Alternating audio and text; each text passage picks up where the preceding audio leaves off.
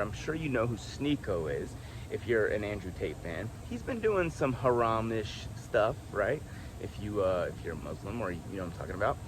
And that's, to me, is his decision, whatever. I don't really have I don't love it for him. I think he was doing a lot better when he was actually, like, you know, trying to take over the world and expose the elites and all the crazy stuff. But in any case, it's his life. He's gonna do what he wants to do. Well, he made a vlog where he was like with these two OnlyFans girls and some other nerd that streams, has a lot of clout, and he got like 70,000 Rumble viewers, which I believe was his record. And so great for him. We know that Andrew Tate and Sneako were cool, right? We also know that Andrew Tate and when Andrew Tate was locked up in a Romanian jail, Sneako and Fresh and Fit, those two people in particular, three people I guess you'd say, stuck up for Andrew harder than anyone. Every day they put their reputation on the line. They said it's impossible that he's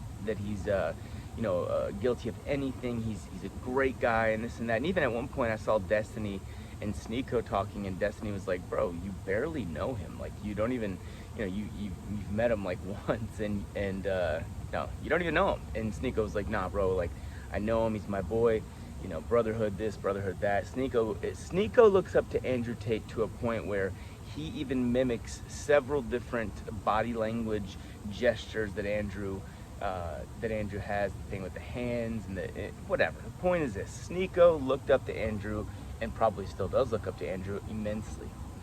Andrew never, to my knowledge, followed him back on Twitter, which, no big deal. You know, he's Tate, does what he wants, he's top D, all that stuff, right?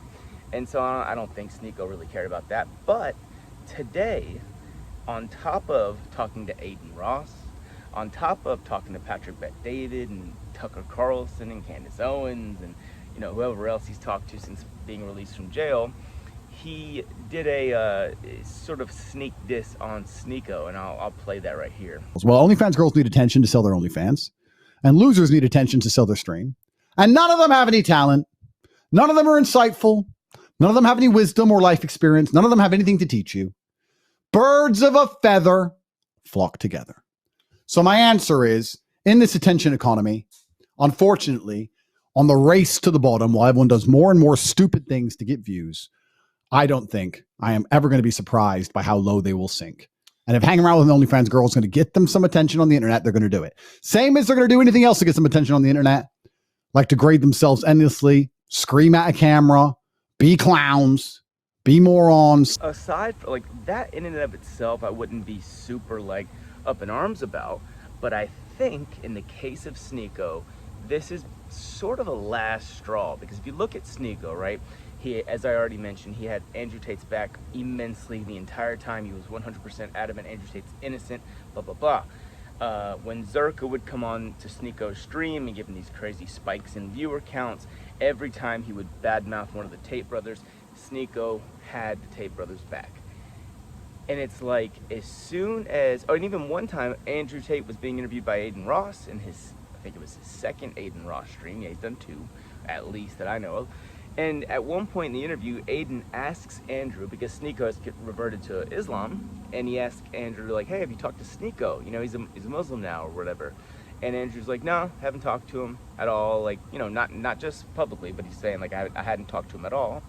And he basically said, it's good that I heard he reverted to Islam, and that's great, you know. And so if you're Sneako, and to me, Fresh and Fit, but they're not in this, you know, particular scenario right now, it's baffling, because it's like, at what point do you sort of take the approach of, like, hey bro, are you ever gonna acknowledge that I exist? Like, or did I just stick up for and vouch for a guy that really doesn't give two shits about me? And I mean, Sneako's even, you can tell, tried to get closer by, he interviewed the Sartorial Shooter. He did some stuff with him in a collab on Rumble. And you can tell he's been trying to, like, you know, he would love for Andrew to just reach out and do a 5-10 minute stream with him, whatever. But I think he was going to live with Andrew not doing that. But what he wasn't, and to me what it might be that he's not going to live with, is Andrew Tate's taking shots at him now in sort of a backhanded manner, like the one I just showed you.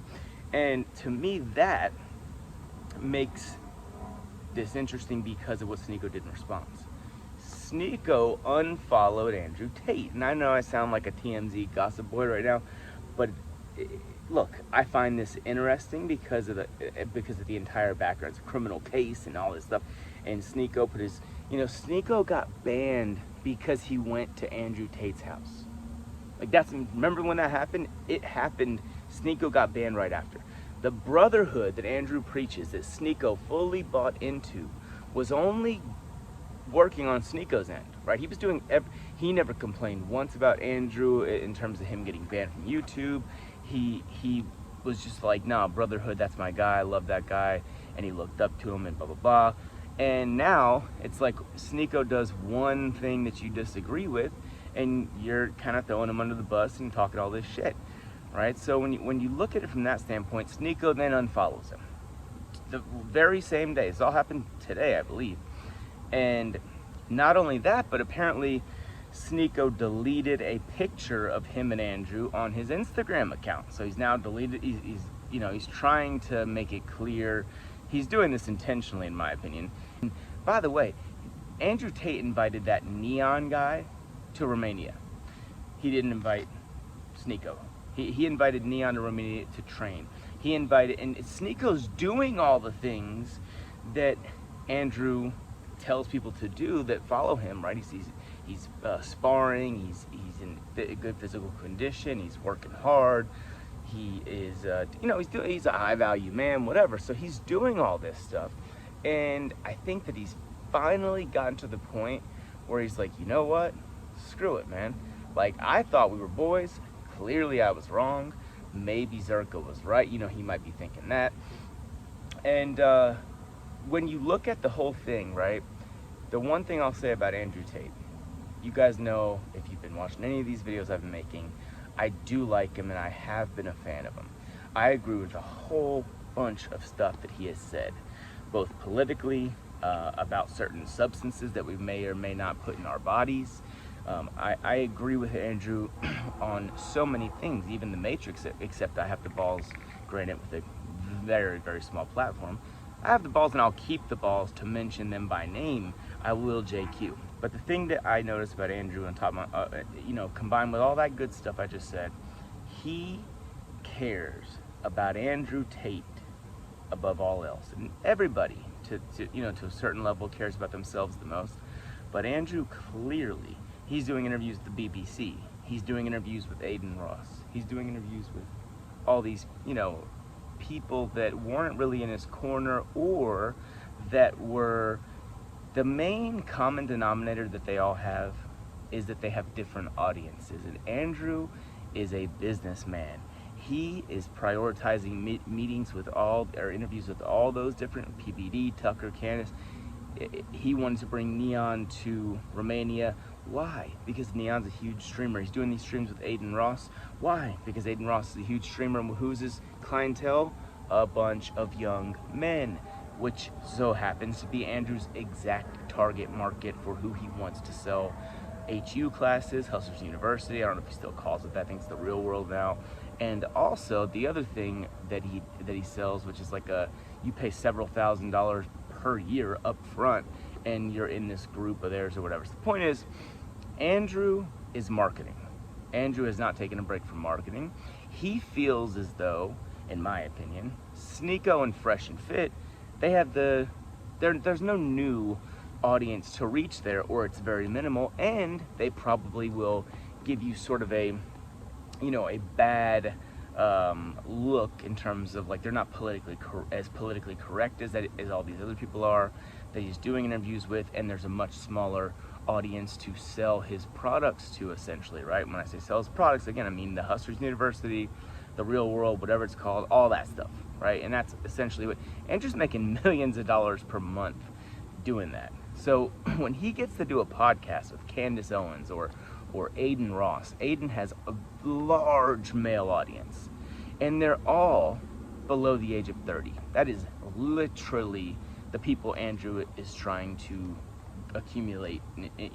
Those are the people that are going to spend the money on, Andrew, teach me how to make money. Andrew, teach me how to get girls. Andrew, teach me. You're top G, right? Those are the ones that idolize him the most. And so while I do believe that he's had a bunch of positive influences on a lot of these kids, I also believe that first and foremost, most importantly, is Andrew Tate's business, because Andrew Tate comes first.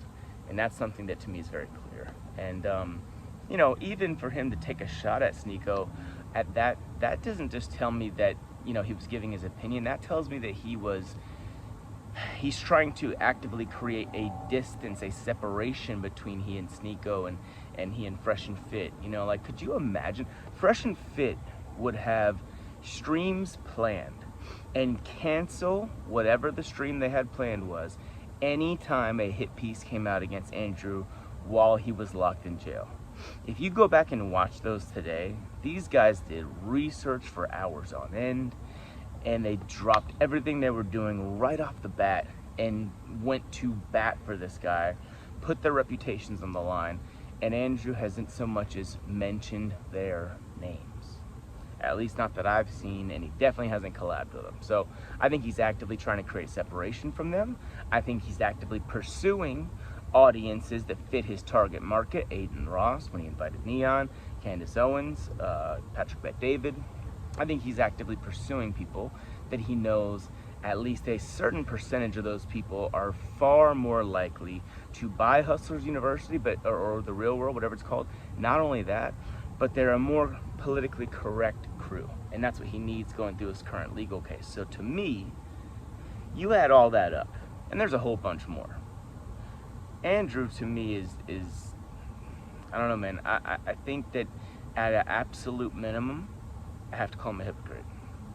At the absolute minimum, the guy's a hypocrite. So that's my thoughts.